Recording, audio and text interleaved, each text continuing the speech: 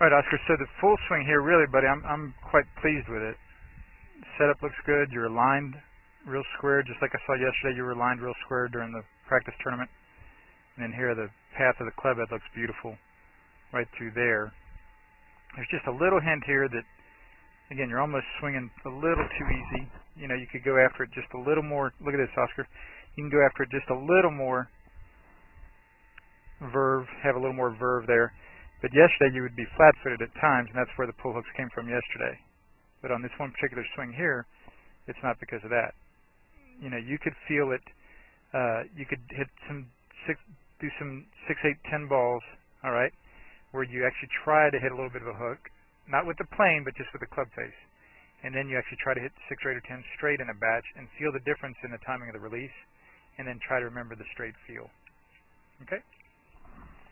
All right, buddy. And then with that putting, make sure you're precisely aligned every time. Okay, up to now I've mainly had you be so concerned with the distance that I haven't worried you too much with the direction on those longer putts. But I'd really like you to be more interested in being perfect. And Eric, you could stand behind him just like I did there.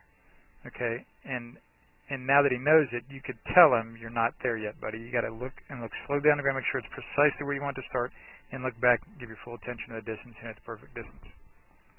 All right? And then with that long putt, you should get in the habit of that so that on the shorter putts you're doing the exact same thing. Put it down, look slowly down there, make sure it's precisely where you want it to be, look back, and then hit the perfect distance.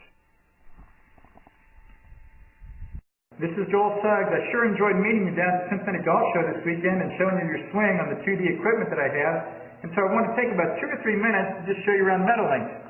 This is the studio I use in the winter for all my students. You see there's the down-the-line camera angle for our 2D equipment.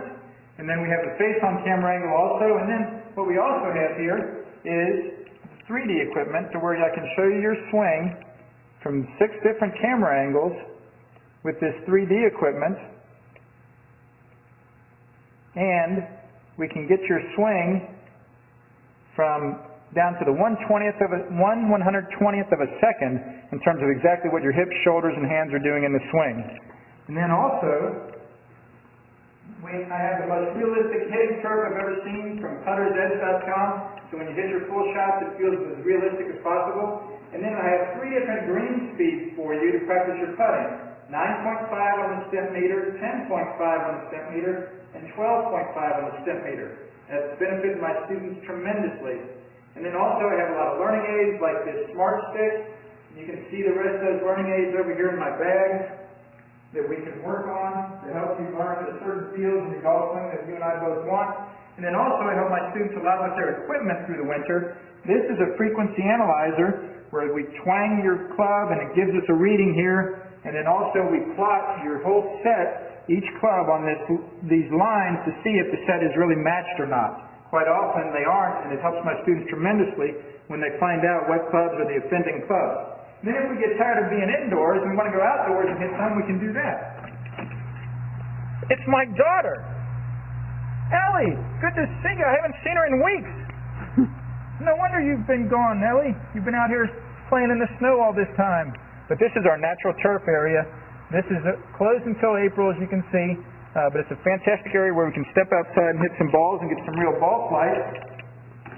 Or, if we get pretty satisfied that things are looking better on the video here, we're kind of cooped up inside and want to go outside, we can step on out and hit balls and see real ball flight for about 5 or 10 or 15 minutes, however long you and I can stand the cold, out into the air, and we see them land at these different flags. I have a yardage book for this driving range. It's the first one I've ever seen in my life where we know exactly what it is with the front, back, and middle of each green.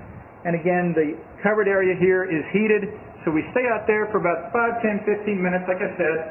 It enables us to see some ball flight, and then we get satisfied that things are looking the way we want, and we come back inside, take off our coat, and look again at the video equipment to see how your swing's looking, to make sure that you understand it. And then notice too, my exercise ball up top here, and then also, so I help my students a lot with their fitness through the winter, and then I will help you also with your sports psychology, with your golf psychology from the golfpsych.com people down in Texas. That's helped my students tremendously a lot over the years too. So again, I sure enjoyed meeting you down at the Cincinnati Golf Show this weekend. I look forward to seeing you again out here this summer at Meadowlinks, or even right now in the winter. I have a lot of people that work on their games with me right through the winter. Check out more information about the things I do to help you at joelsuggs.com. Take care.